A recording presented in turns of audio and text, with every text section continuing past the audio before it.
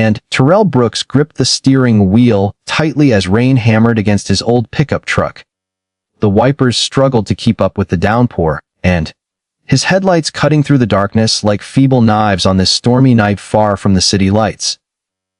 He was heading home after a long shift at the diner, and his muscles aching from flipping burgers and waiting tables.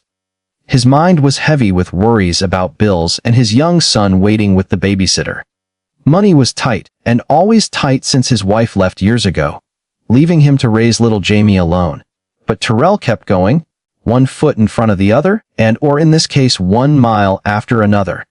Suddenly up ahead he spotted a hunched over by the side of the road next to a sleek black car with its hood popped open and steam rising in the rain.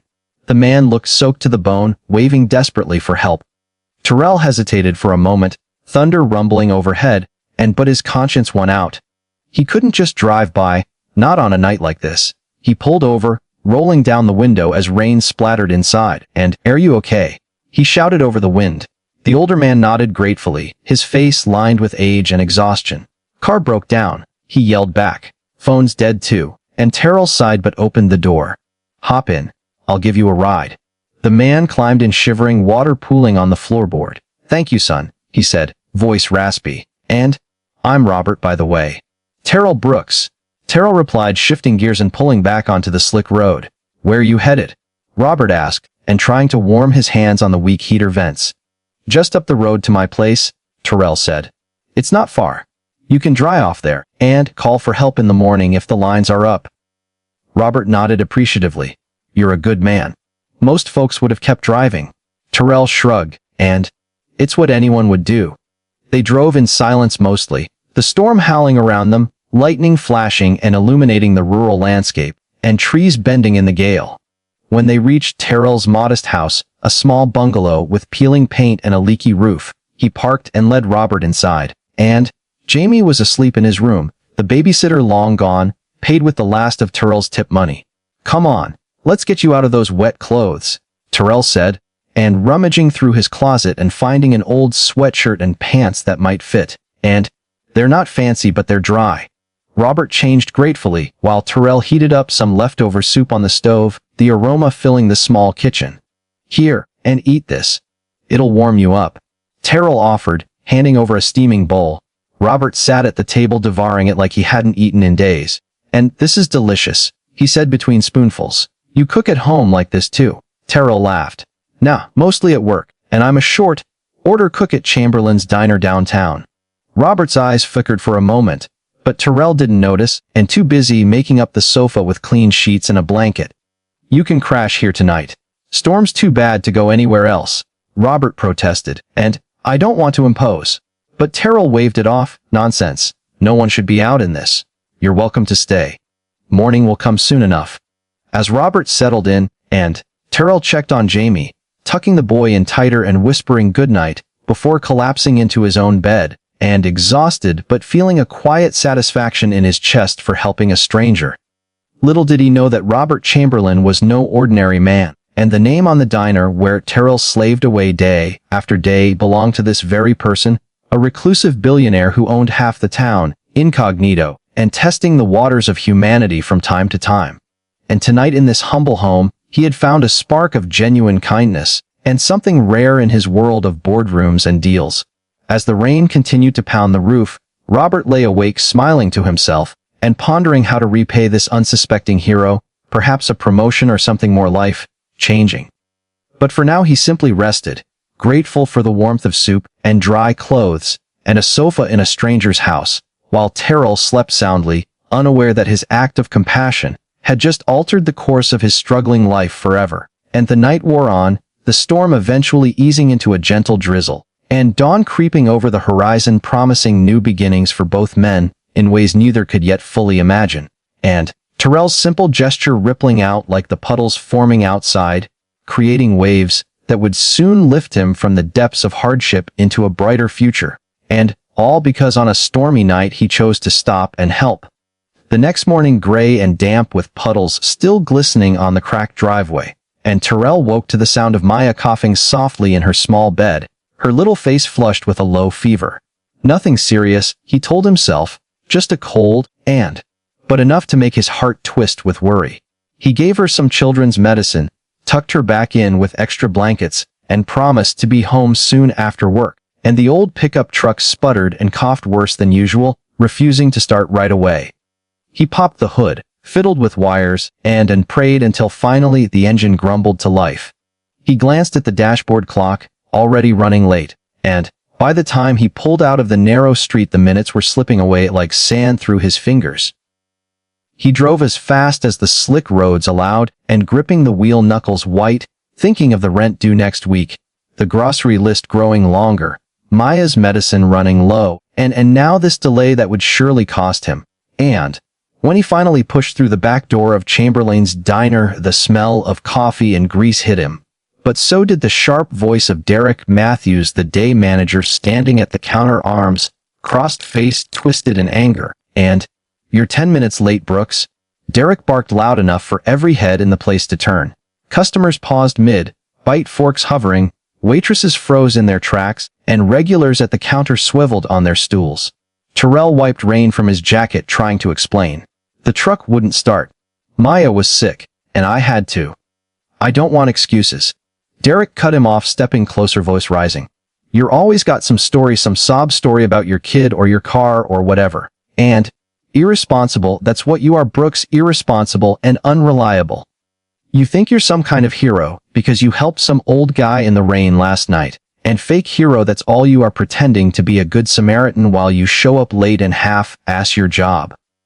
The words landed like punches, and Terrell felt heat rise in his cheeks, shame and anger mixing in his chest, and he opened his mouth to speak, but Derek wasn't done, pointing a finger right at him in front of the whole diner packed with breakfast crowd. "And you know what? We don't need your kind here, dragging us down, making excuses, costing us money. You're done, Brooks, you're fired. Pack your stuff and get out right now."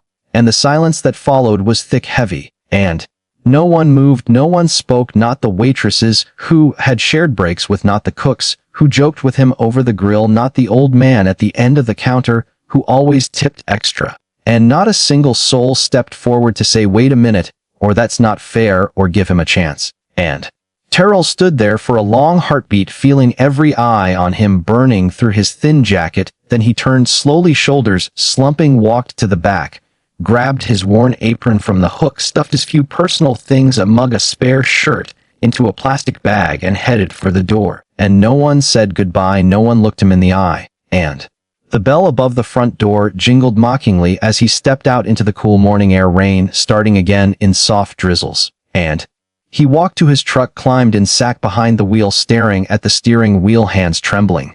The engine turned over easily this time, as if mocking him too. And he drove home, numb, mind racing. Rent was due in 6 days, maybe he could beg the landlord for a week more. Groceries would last maybe 3 if he stretched it. And Maya needed her medicine, doctor visits if the fever didn't break soon. What about school supplies, new shoes? She was growing so fast. How would he pay for any of it? And the diner job wasn't much, but it was steady. And it was all he had now, gone in 10 humiliating minutes because of 10 minutes late, because of a sick child, because of a dying truck. And he pulled into the driveway, killed the engine, rested his forehead on the wheel, tears burning behind his eyes. But he wouldn't let them fall, not yet, not with Maya waiting inside, needing him to be strong. And he took a deep, shaky breath, wiped his face, straightened his back, grabbed and walked to the door, the weight of worry pressing down harder than ever before, his future shrinking into nothing but questions and fear, and if of Derek's voice calling him a fake hero ringing in his ears long after the diner door had closed behind him forever. And the rain kept falling, steady and cold, washing away the last traces of the life he thought he could hold on to just one more day. And Robert Chamberlain had slipped into the diner that morning through the side door, wearing his usual plain gray coat and faded baseball cap, blending seamlessly with the early regulars who came for cheap coffee and gossip. And he chose the corner booth farthest from the counter, the one, half hidden, and a crooked menu board where he could sit unnoticed, sipping black coffee, watching the world of his own business unfold without anyone knowing who he really was. And he had come to observe, not to interfere, at least not yet. And the night before, in Terrell's humble home, the warmth of soup, The dry clothes, the quiet kindness, had stirred something in him, a reminder of what money could never buy, and now here he was witnessing the aftermath. And Terrell arriving breathless and apologetic, only to be met with Derek Mather's venomous tirade, the manager's voice, carrying across the room, "Irresponsible fake hero, you're done." The customers shifting uncomfortably, but saying nothing, the staff averting their eyes as Terrell gathered his things and walked out, head bowed.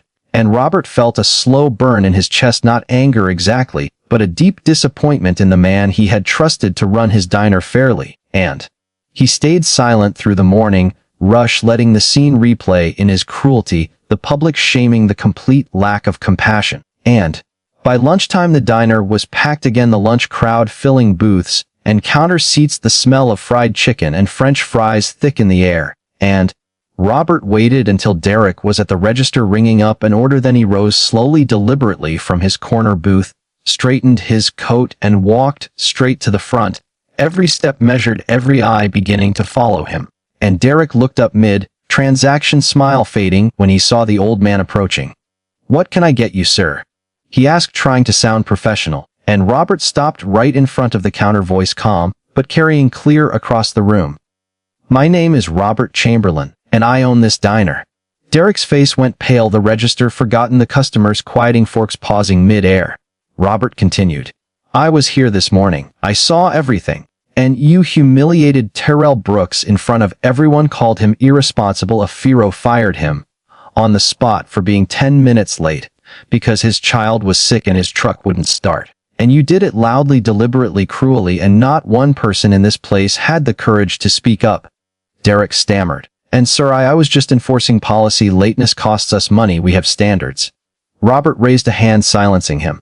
"Standards," he repeated. "And standards that include treating good, hard-working people like garbage, standards that allow a manager to destroy a man's livelihood in public without a shred of mercy. And I watched Terrell leave here broken, worried about rent, about feeding his daughter, about how to survive the next week, and you stood there proud of yourself."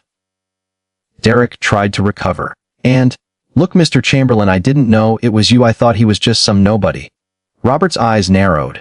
"He is not a nobody. And he is a father, a provider, a man who stopped on a stormy night to help a stranger when no one else would. And he gave me dry clothes, hot soup, a place to sleep, and asked for nothing in return. And that is the kind of person this diner should value, not punish."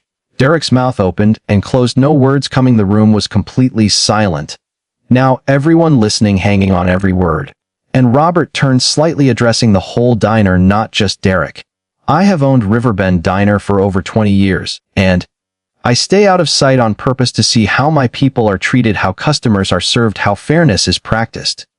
What I saw today was none of those things, and it was petty power, tripping, pure and simple." He looked back at Derek. "You are relieved of your duties, effective immediately, and pack your things and leave the keys on the counter."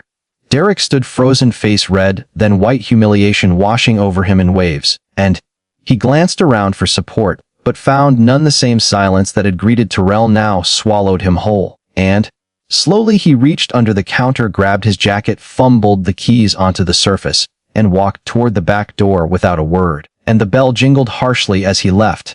Robert exhaled, turned to the stunned staff and customers. "I apologize for the disruption, and lunch is on the house today for everyone here. And consider it my way of making amends for what happened this morning." Murmurs rippled through the room, surprise, gratitude, a few nods. He continued, and when Terrell Brooks comes back through that door looking for work, he will have his job back with a raise and an apology from me personally, because kindness like his is rare, and it deserves to be rewarded, not punished." And he paused, letting the words settle, then added quietly to the head waitress, Tell him to come in when he can. No rush, and we will be waiting." The diner slowly came back to life, forks clinking, conversations resuming, but the air felt different, lighter, somehow cleansed. And Robert returned to his corner booth, sat down, picked up his untouched coffee, and allowed himself a small, satisfied smile. And the storm from last night had passed, but a new one had just begun, one that would change everything for Terrell and perhaps for the diner itself. And he sipped slowly, watching the dawning, that soon a good man would walk back in and find not rejection, but redemption waiting for him on the other side. And Robert Chamberlain stood at the front of Riverbend Diner, his presence suddenly commanding every inch of the crowded lunchtime space. And the chatter died away. Forks rested gently on plates. Eyes turned toward the quiet older man who had just fired the manager in a voice that carried calm authority without raising a decibel. And he cleared his throat once more and spoke directly to the room, letting each word land like a promise. "And I have something more to say," he began, and everyone leaned in slightly, sensing the moment was far from over. "And Terrell Brooks, the man you all watched walk out of here broken and humiliated this morning, is being immediately rehired, effective right now. And his job has never truly been taken away, because no one in this diner had the right to take it from him. The way it was done was wrong, unfair, and beneath what this place is supposed to stand for." And he paused, letting that sink in, then continued. "But I am not stopping at simply bringing him back, and Terrell will return not as a short-order cook but as co-manager of Riverbend Diner. And he will share responsibilities with me, directly oversee daily the future of this business, and be paid accordingly with a fair wage that reflects the value of his hard work, his dedication, and most importantly, his character. Pouring grain. Have personally witnessed family first, and the kind helps us when that puts him late, the kind that never makes excuses, but simply drains a lays or needs doing." And the diner's patron staff and even the cooks behind the pass through windows stared in stunned silence. Then a slow ripple of understanding spread across their faces. And Robert turned his gaze toward the swinging doors leading to the back, where one of the waitresses had already slipped away to call Terrell moments earlier. He continued, "And A's for Derek Matthews, the man who thought cruelty was a management style. He is not fired today, though many of you might think he deserves it. And instead he will be demoted to assistant manager, reporting directly to Terrell. He will keep his job, but with a final written warning, and any further display of disrespect, unfair treatment, or abuse of authority will result in immediate and permanent termination. This is not mercy, it is accountability." And Derek stood near the register, face ashen, hands clenched at his sides, the weight of every stare pressing down on him. He said nothing because nothing could be said. And the room held its breath for one long heartbeat. Then from somewhere a pair of hands began to clap, slow, at first deliberate, then another, joined then another, until an entire diner erupted in genuine heartfelt applause. Not the polite scattered kind, but the thunderous full-throated applause of people who had witnessed justice unfolding in real time. And waitresses clapped with tears in their eyes, regulars banged their palms on tabletops, cooks leaned out from the kitchen adding their whistles and cheers. And the sound swelled, filling every corner of the space, washing away the ugliness of the morning, like rain cleansing the streets outside. And Robert allowed himself a small, not a faint smile touching his lips, just as the front door opened and Terrell Brooks walked back in, hesitant at first, his plastic bag of belongings still clutched in one hand, his eyes red, rimmed from the drive home from the hours of worry about rent and food and Maya's medicine. And the applause hit him like a wave. He froze in the doorway, blinking, unable to process what he was seeing. And Robert walked forward gently, took the bag from his hand, and placed a steady hand on his shoulder. And, "Welcome back, son," he said, voice low enough for only Terrell to hear, then louder for the room. "And, Terrell, this is your diner now too, co-manager starting today." The crowd cheered again, even louder. And Terrell looked around at the faces smiling at him, some he had served coffee to for years, some he had joked with over burnt toast. And suddenly the dam inside him broke, and tears spilled freely down his cheeks, not from shame this time, but from overwhelming relief, gratitude, a feeling so deep it hurt to hold. And he tried to speak, but his voice cracked, so he simply nodded, wiped his face with the back of his sleeve, and managed a shaky smile that grew steadier with every second. And the applause softened into warm murmurs, people reaching out to pat his back, to offer quiet words of "you deserve this," and "we're glad you're back." And Terrell glanced at Derek, who stood silent, head bowed, then at Robert, who gave him an encouraging nod. Finally Terrell found his voice. "Thank you," he said, hoarse but clear. "And thank you all. I don't know what to say except I'll do my best, I promise." Robert squeezed his shoulder. "You already have, son, more than most ever do. And now go wash up, put on a fresh apron, and let's get back to running this place together." The diner slowly returned to its rhythm, but the air felt forever changed lighter, warmer, filled with a quiet understanding that kindness, when seen when honored, could shift everything. And Terrell walked behind the counter, head-high, tears drying into something like while Robert returned to his corner booth, content to watch from the shadows once more, knowing he had not just fix that would grow far beyond this one stormy day in a small diner in a struggling town where one man's compassion had finally come full circle. And weeks later, the rhythm of Riverbend Diner had settled into something new and steady under Terrell's careful co-management. And the morning rush flowed smoother, staff morale lifted, regulars returned with warmer smiles, and even the coffee seemed to taste better, knowing the place was run with fairness at its core. And Terrell arrived early each day, checked inventory, greeted everyone by name, and kept a quiet, watchful eye on every detail. And one afternoon, while reviewing the previous week's receipts, something caught his attention: small discrepancies in cash drawer counts, not huge at first, but consistent enough to raise a flag. And he double-checked the numbers, ran them against the register logs, and felt a cold knot form in his stomach. And the shortfalls added up to thousands over just a few weeks, money vanishing in patterns too deliberate to be mistakes. And he remembered Derek's demotion, the way the former manager had accepted it with gritted teeth and silent resentment, lingering glances and clipped responses whenever their paths crossed. And Terrell did not accuse anyone yet. He simply brought the matter quietly to Romberlane, who listened without interruption, then nodded gravely. "And we'll handle this properly," Robert said. "No assumptions, no rash moves, and we get proof first." He hired a discreet private investigator, an older man, Harlan, who specialized in workplace fraud. And Harlan installed additional hidden cameras focused on the register area with Robert's full authorization and access. And they waited patiently, reviewing footage night after night until the pattern emerged clear as day: Derek slipping bills into his pocket during slow moments, falsifying voided transactions to cover the difference, counting out extra change for himself when no one watched. And the evidence mounted: irrefutable timestamps, amounts, methods, all captured in crisp, silent video. Terrell felt a mix of anger and sorrow, not triumph. And this was someone who had once held authority over him, someone who had humiliated him publicly, now reduced to common theft. And Robert reviewed the footage with Terrell and Harlan, his face stern but composed. "We'll confront him," he decided, "publicly, so everyone sees the truth. And no more shadows, no more whispers. We end this openly."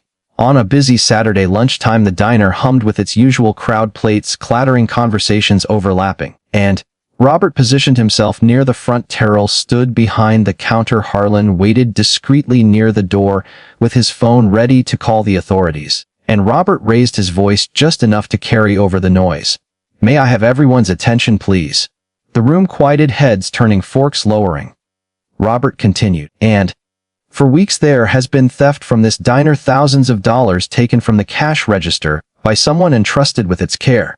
And today we present undeniable evidence of who that person is." He gestured, and Harlan stepped forward, playing the compiled video on a small tablet held high so the nearest tables could see, then passed it along. And the footage rolled, Derek's face unmistakable, his hands moving with practiced ease.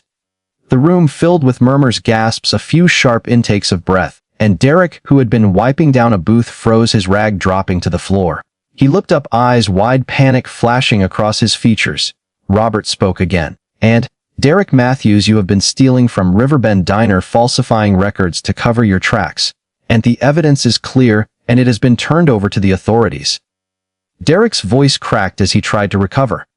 "This is a setup," he shouted, pointing at Terrell. "And it's him, Brooks. He's framing me because he hates me for firing him once. He's the one who always needed money, desperate, single dad. He'll do anything." And Robert shook his head calmly. "The cameras do not lie, Derek. The timestamps match your shifts. Only your hands appear in the footage, and you cannot blame a man who was not even here for most of these incidents." Derek lunged forward, desperation turning to rage. "And you're all against me. This place was fine until he showed up," pointing wildly at Terrell again, but the words rang hollow. The video looped silently behind him, proof etched in pixels. And the diner patrons watched in stunned silence, some shaking their heads, others whispering about how low a person could sink. And moments later, sirens wailed in the distance, growing louder until two police officers pushed through the front door, badges gleaming handcuffs at the ready, and Harlan stepped aside nodding to them. The lead officer approached. "Derek Matthews, you're under arrest for theft, embezzlement, and falsifying business records, and you have the right to remain silent." Derek struggled briefly as cuffs clicked around his wrists, still shouting, "And it's Brooks' fault, he set me up." But no one believed him, not the staff, not the customers, not even himself deep down. And the officers led him out past the staring crowd. The door jingled shut behind them, leaving a heavy quiet in their wake. And Terrell stood motionless behind the counter, chest tight, with a storm of emotions, relief, justice, sorrow for what had been lost. Robert placed a hand on his shoulder. "And it's over, son," he said quietly. "And the truth won today." The diner slowly exhaled, people returning to their meals, but with softer voices, deeper glances of respect toward Terrell, who had not sought vengeance, only fairness. And in that moment the place felt truly cleansed, not just of a thief, but of the last shadow of cruelty that had once darkened its corners. And weeks of worry dissolved into something stronger, trust rebuilt, pride restored, and a quiet certainty that doing right, even when it hurt, would always find its way back around. And in the end, Terrell wiped his hands on his apron, took a deep breath, and smiled at the next customer ready to serve, not as a victim or a hero, but simply as a man who had chosen kindness and watched it change everything around him for the better. And 6 months later, Riverbend Diner stood transformed under the gentle, steady hand of its new manager Terrell Brooks. And the once faded sign now gleamed with fresh paint. The windows sparkled clean. The parking lot stayed full from open to close. And every morning the staff arrived with genuine smiles. Laughter floated between the kitchen and the floor. No more tense silences, no more fear of sharp words from above. And the atmosphere felt warm, alive, welcoming, like stepping into a home where everyone belonged. And regulars who used to rush through meals now lingered, chatting with waitresses, sharing stories, swapping recipes. And even the food tasted better, somehow fresher, heartier, as if the cooks took care into every plate. And revenue had climbed steadily month after month, now up a full 40%. More families came, more tourists passing through, more locals making it their daily spot. And the cash register rang with satisfying rhythm, not from theft, but from honest, grateful customers tipping generously, thanking the team by name. And Terrell walked the floor with quiet confidence, greeting people, remembering orders, asking about children, jobs, whether small things that made big differences. And he no longer worried about rent or empty cupboards, his paycheck steady, rich enough to cover needs, and a little extra for dreams. And Maya, his bright-eyed daughter, now attended a good school on the other, one with strong art programs, where teachers recognized her talent early, praised her drawings, encouraged her colors and shapes. And she came home every day buzzing with excitement, showing him new sketches, new paintings, new ways she saw the world. And her feverish colds, long forgotten, replaced by healthy cheeks and endless ideas. And Terrell hung her artwork proudly on the diner walls, turning blank corners into galleries of sons, flowers, houses, families. And the customers oohed and aid, bought prints, sometimes even commissioned little pieces from her young hands. And her future no longer shadowed by uncertainty, but lit with possibility. And Robert Chamberlain still slipped in quietly from time to time, choosing his corner booth, watching with a soft smile, but now he no longer hid who he was. And the staff knew, the regulars knew, and they treated him like family, not a mysterious owner, but a friend who had chosen kindness over distance. And over the years he and Terrell had grown close, true friends, sharing late-night coffees after closing, talking about life, loss, hope, dreams. And Robert spoke of his lonely years, building wealth but missing connection. Terrell shared stories of single father struggles, the small victories, the quiet fears.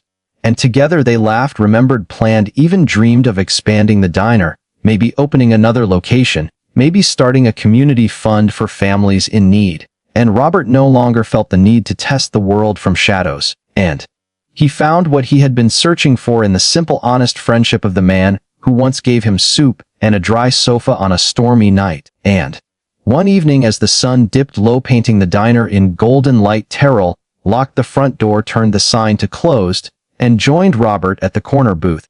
And they sat in comfortable silence for a while, watching the last customers wave goodbye through the window. Then Robert raised his coffee mug in a quiet toast. "And to kindness," he said simply. "The kind that starts small and grows without asking for anything in return." And Terrell clinked his mug against it, smiling through a mist in his eyes. And one small act of genuine kindness can change lives forever, he replied, echoing what both of them now knew to be true. And kindness creates a circle that comes back, sometimes in ways no one expects. And it lifts the giver, and the receiver binds strangers into friends, friendship into hope, reminds everyone that true humanity matters more than money, more than power, more than titles, more than any title on a door or figure in a bank account. And it is the quiet choice to stop in the rain, to offer warmth, to see another person not as a stranger, but as someone deserving of care. And it ripples outward, touching lives long after the moment has passed, healing wounds, opening doors, building something stronger than walls or wealth. And the diner lights dimmed softly outside. The world kept turning, but inside that small space a circle had completed, begun by a soaked old man and a struggling father on a stormy night, and sealed 6 months later in friendship, gratitude, and the everyday miracle of people choosing each other. And the end of one hard chapter became the beginning of many brighter ones, all because someone decided to help when they could have driven by. And in that simple decision, everything changed forever.